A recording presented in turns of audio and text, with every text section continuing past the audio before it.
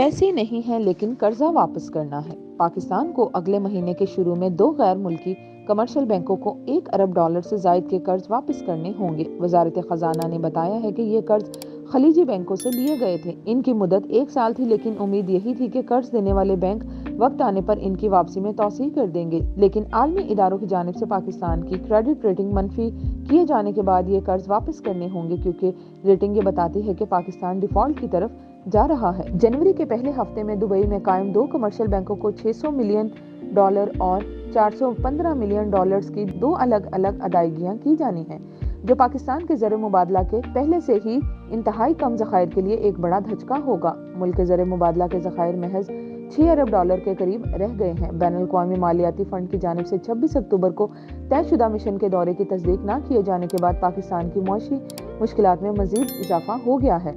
Default کے خطرات بڑھ گئے ہیں اور سابق وزیر خزانہ مفتاح اسماعیل بار بار کہہ رہے ہیں کہ IMF پروگرام کی عدم موجودگی میں ملک ڈیفالٹ کی طرف جائے گا۔ موجودہ وفاقی وزیر خزانہ اسحاق ڈار نے گزشتہ روز کہا کہ پاکستان بین الاقوامی ادائیگیوں میں ڈیفالٹ نہیں کرے گا، کیونکہ حکومت نے رواں مالی سال 2023 کے لیے $31 سے $32 ارب کی تمام ضروریات کا بندوبست کر لیا ہے۔